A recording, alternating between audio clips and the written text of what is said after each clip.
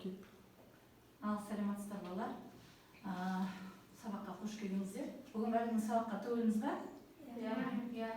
Бүгінгі сабағымыздың тақырыбы Абай Құнанбайұлының 7-ші қара сөзі. 7-ші қара сөзі.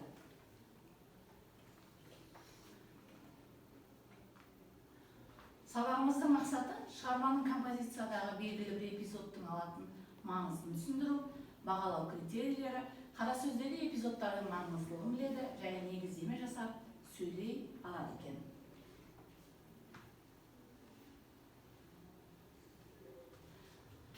Осыны оқып ойлай бер болсаң зерек, еңбекті сап, ар сатып неге керек?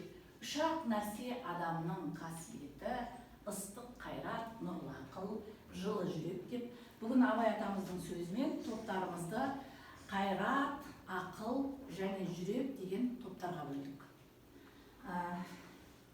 Жалпы Абай атамыздың қандай бойында қасиеттері бар еді? Абай атамыз кім еді? Қанкей, айтып жүрекші. Ақын, сазгер, Нұрпан, ойшыл, жақсы, тақат, аудармашы, философ, ақын, жазушы, екен. Тағы да? Композитор деді, композитор деді. Енді бұға дейін біз Абай атамыздың қара сөздері туралы естігенбіз, Абай Құнанбайұлының неше қара сөзі бар екен? Қанкей, Нұрхат? Абай атамыздың 45 қара сөзі бар. 45 қара сөз бар екен. Қара сөздердің тақырыбы қандай еді? Қандай тақырыптарда жазды осы қара сөздерін? Қанкей, берасың? Қара сөздердің тақырыбы әртүрлі. Абай атамыз қара сөзді ақыл, жаман нәрселерден сақтау үшін тақырыбы жалғандық, жақсылық ретінде жазды. Жақсы. Тағы да кім бар толықтыратын? Толықтырулар бар ма? Риза? Адамға үлгі өнеге болу үшін келешек ұрпақты осы жолға салу үшін жазған. Жақсы. Үлгі өнеге ретінде жазды. Қара сөз жазу себебі не дедік? Қанкей? Қара сөздеріне Абай өз тұсына, яғни қазақ қоғамындағы түрлі өзекті мәселелер, әлеуметтік және тағы басқа да мәселелерді, яғни халықты өнер білімге шақыру және тағы да басқа өзекті мәселелерді көтеру мақсатында айтқан. Жақсы. Тағы да кімде қандай ой бар? Қара сөз жазудағы себебі. Алихан. Келешек ұрпаққа өнеге үлгі болсын деп жазды. Өнеге үлгі болсын деп жазды, Жақсы. Енді сабаққа кіріспес бұрын біз айтамыз. Ыбырай атамыз көркем сөздің атасы болса, осы ғақлиялық, даналық сөздердің атасы кім дейміз біз? Абай атамыз дейміз. Абай атамыз осы қара сөздерін 45 жасқа келген кезден бастап жазған екен. 1980-90 және 98 жылдар аралығында жазған екен. Бұл жасқа келген кезде, орта жасқа келіп, кемелденіп, бойы толысқан кезде өмірден көргенін, түйгенін осы қара сөздер арқылы кейінгі ұрпаққа үлгі өнеге ретінде жазған екен. Мына естеріңде болса, бірінші қара сөзінде Абай атамыз өзі не деп жазып кетеді? Бірінші қара сөзіміз не деуші едік? Абай атамыз бірінші қара сөзінде мен ақ қағаз бен қара сияны серік қыламын, мен оған жазамын. Егер де менің сөздерімді керек қылған адам алсын, керек қылмаған адам өз сөзім өзіме орнына қоя салсын деді. Осы, яғни бірінші қара сөз біз басқа қара сөздерінің несі ретінде дедік? Бірінші қара сөзі басқа қара сөздердің кіріспесі ретінде жазды. Кіріспесі, әлқисасы ретінде жазған деп айттық, әлқисасы ретінде жазған деп айттық. Яғни атамыз не деп айтты? Өмірде көргеннің бәрін осы ақ қағазға қара сиямен жаза берейін деді. Кейінгілер содан керегін алып, керек емес болса, өз сөзім өзімдікі қоя салсын деді. Жақсы. Біз енді бүгін сол Абай атамыздың 7-ші қара сөзін өтедеміз. Ең бірінші қара сөзді тыңдап көрейік.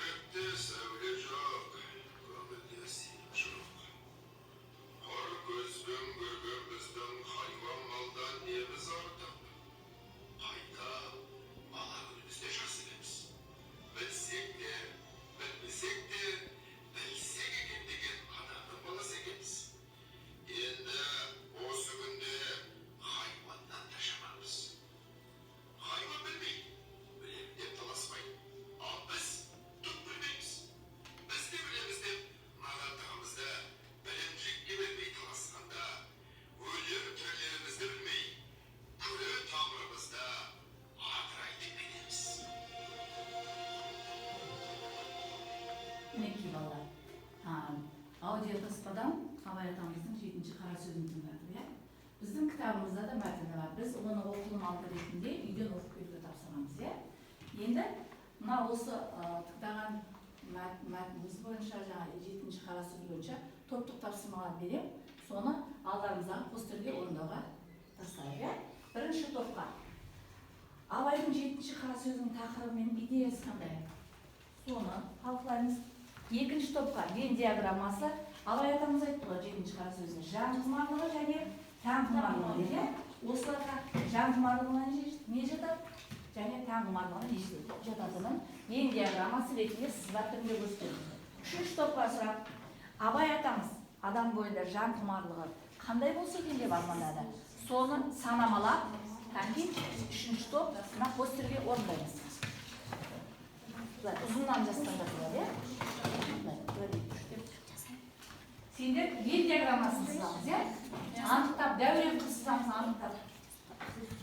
Сендерге тақырыбы 7-ші қара сөздің және идеясын. Тақырыбы содан не жазамыз? Екі фломастермен жазғанда болады. Кішкене анықтап көрсетіп жазыңдар, иә? Анықтап дәу-дәу қып жазыңдар. Топтың бар мүшесі қатысамыз.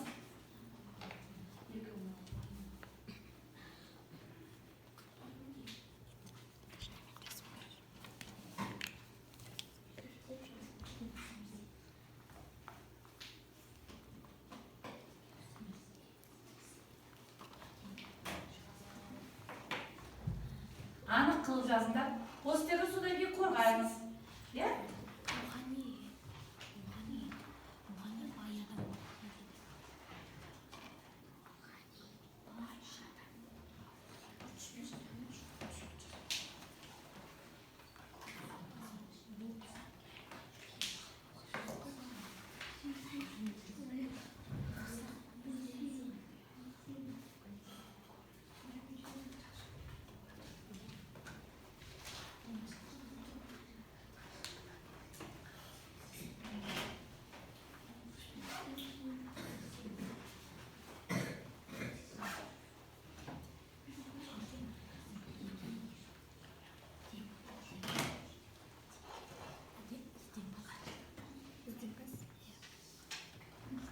Анық қылып жазыңдар. Адам болғанын қалады.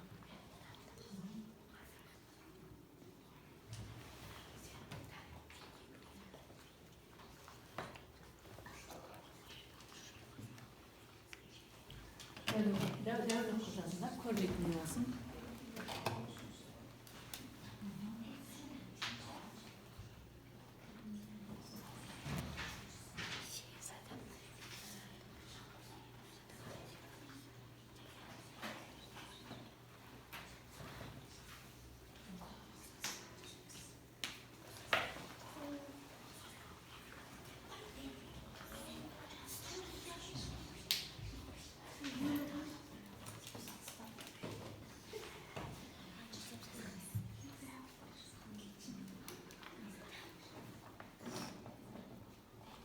Бәрі мүшесі қатысамыз жұмысқа ойланып, бәрін ақылдасып, ынтымақтастықта жауап беруге тырысамыз.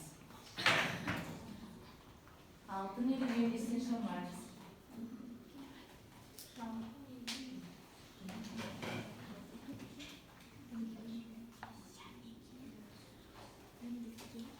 Жылдамдатамыз қанки?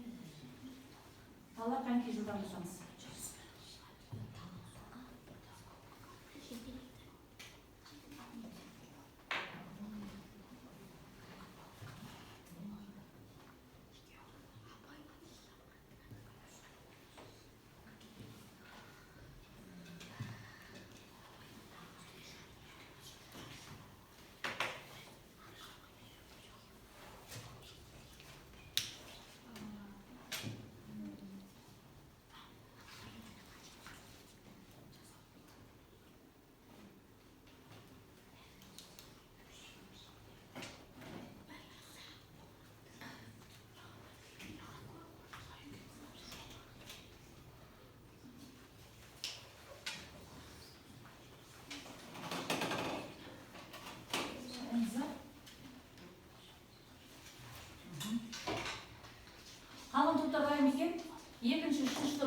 Бірінші топ дайын екен.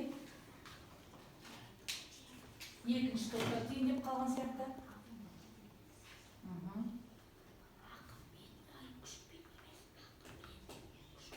Жүрек толды, түйіндеп қатты. Қанки? Рахат тобындайын ба? Жақсы.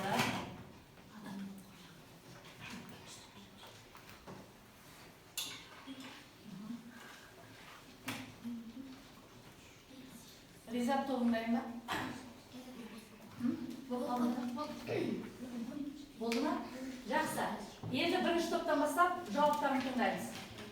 Анки, дайын топ болса шыға беріңіз.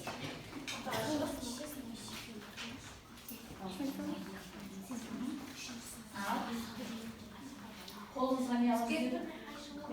Бізге келген сұрақ абайдың 7-ші қара сөзінің тақырыбы мен идеясы қандай? Тыңдаймыз. Екінші топ тыңдаймыз. Тақырыбы адамның жан құмарлығы мен тән құмарлығы туралы айтты.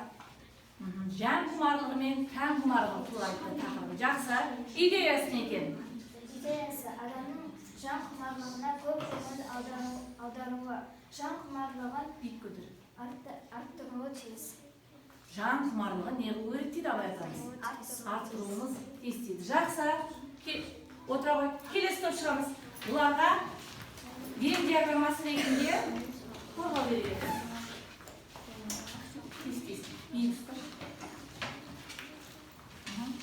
Кішкене көтеріп ұстаймыз солар. Абай атамыз жан құмарлығына және тән құмарлығына нелерді жатқызды? Жан құмарлығы білсем, көрсем, үйренсем, бұлар жан құмарлығы. Тән құмарлығы ішсем, жесем, ұйықтасам дейді. Бұлар тән құмарлығы. Тән құмарлығы мен жан құмарлығының ұқсастықтары екеуі де адам бойындағы қасиеттер. Адам бойындағы қасиеттер, мінездер екен. Жалпы абай атамыз осы арқылы не айтқысы келді? Адам көбінесе нені қанағат қылу керек, жаңағы құмарлану, неге құмарлану керек дейді? Жан құмарлығына, иә? Жақсы, отыра қой. Келесі топ.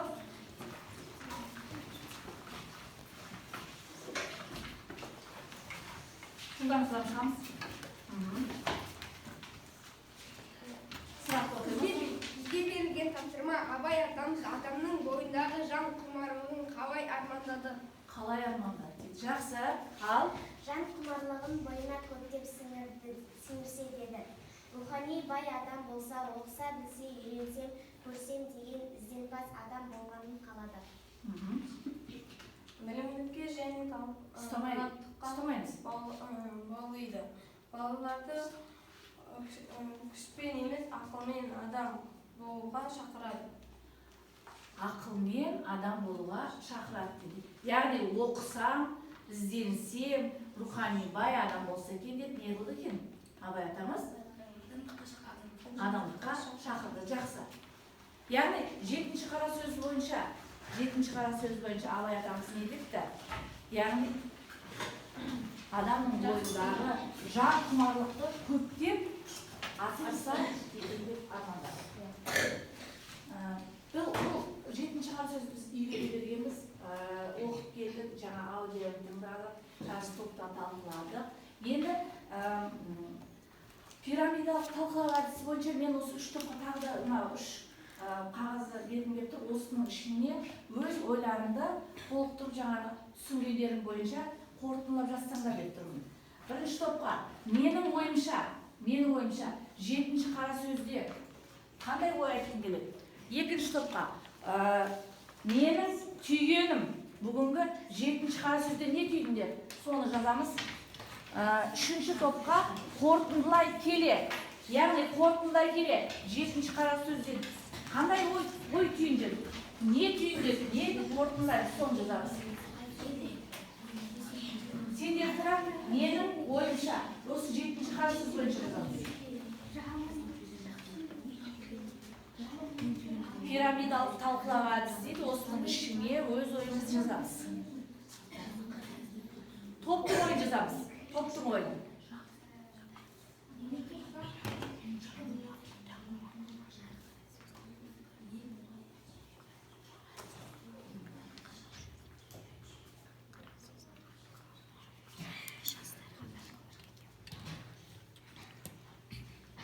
Жылдам бала.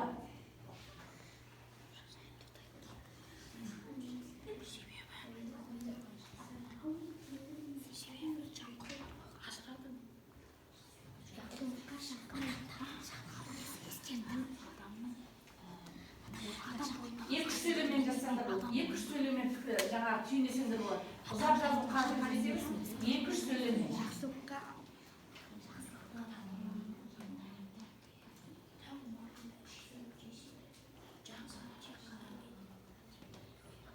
Қанки?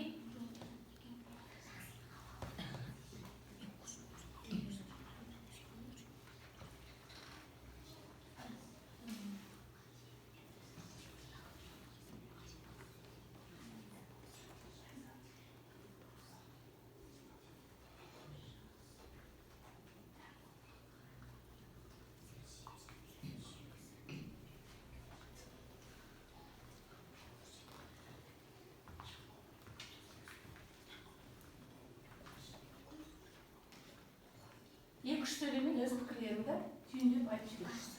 Жылдамдатып Қанки?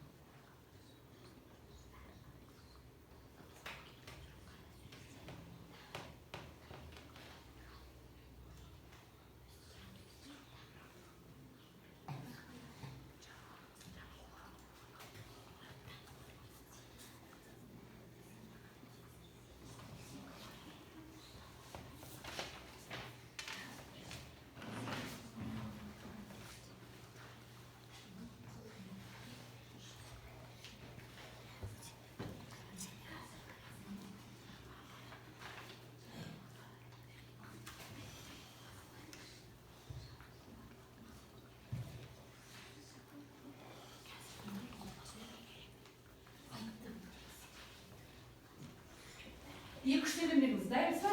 Ал кім бастайды? Рахат сіз ол. Қанки жылдам тұтамыз. Сол жерде орында тұрып оқи береміз. Менің себебім жан құмарлығы және тән құмарлығын ажырата білу. Себебі тән құмарлығында ішсем, ұйықтасам, жесем дейді. Олар өзі өспейді, қуат таппайды. Мен осы себептен жан құмарлығына жақын болғанмын. Жан құмарлығына жақын бол. Түйгенім жан құмарлығына жақын бол. Жақсы. Асылайдың жолы. Ризат айтыңыз ба? Ризат айтып оқысын. Торында. Жылдам бала. Қорытындылай келе, адам бойындағы қасиеттерді тек жақсы жағынан көргісі келді. Және де тән құмарлығына қарағанда жан құмарлығын өзіне серік етуді айтып кеткен. Жан құмарлығын серік етуді. Жақсы. Ал бірінші топ. Жылдамдатамыз.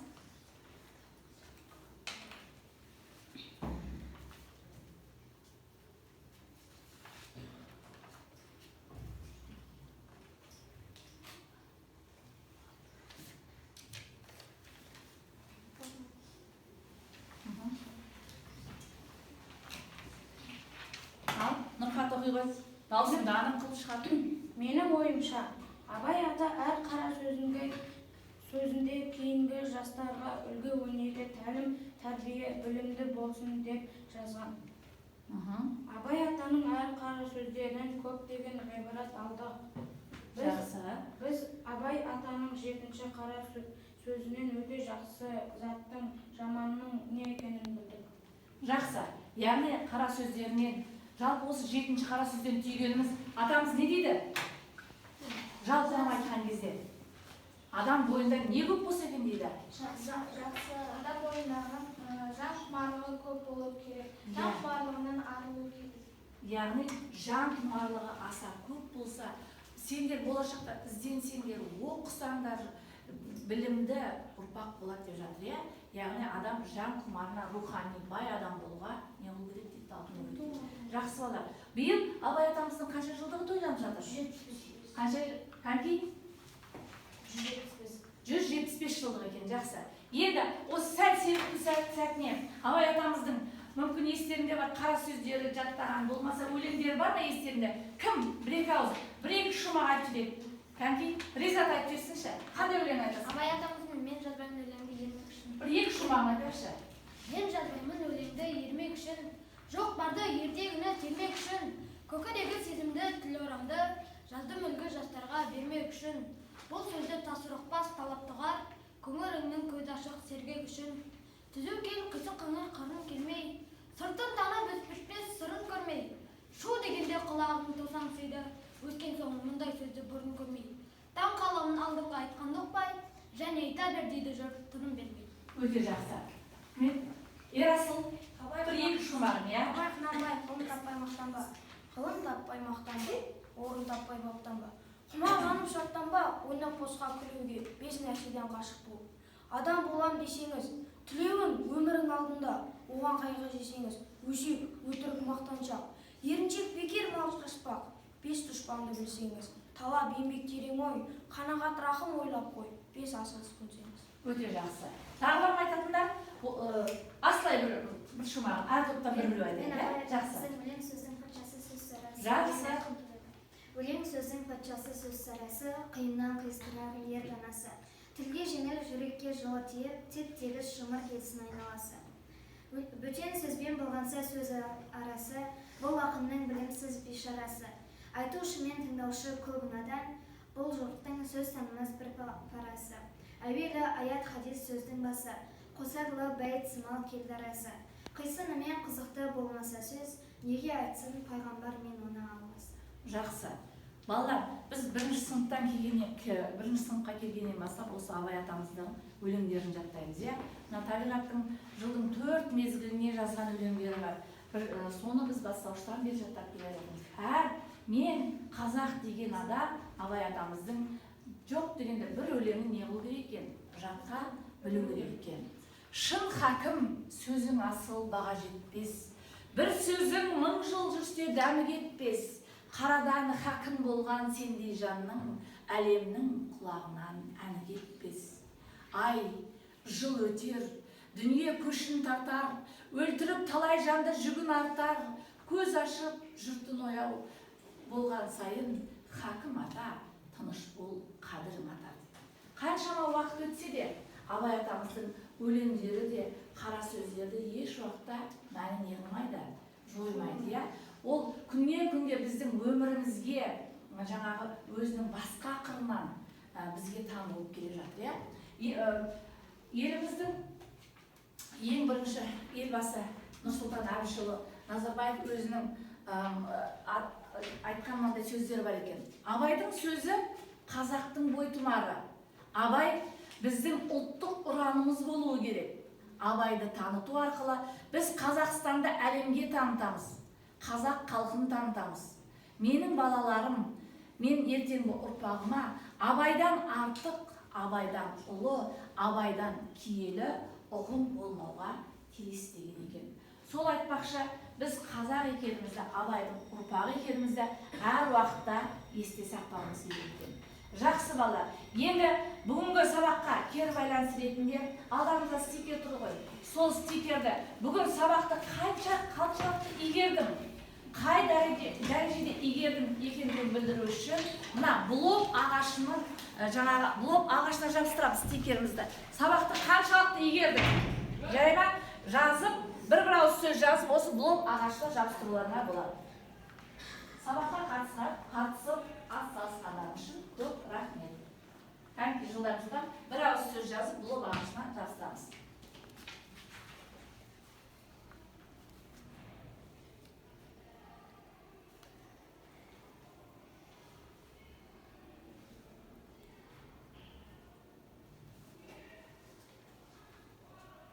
Жылдан.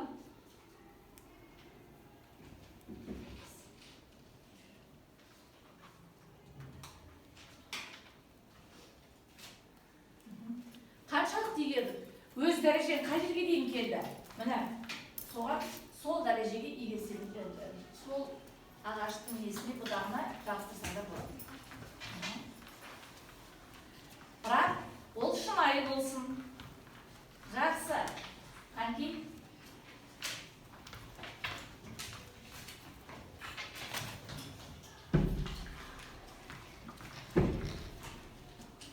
Тез. Көп сөз жазудың қажеті жоқ. Бір ауыз сөз деген. Жақсы.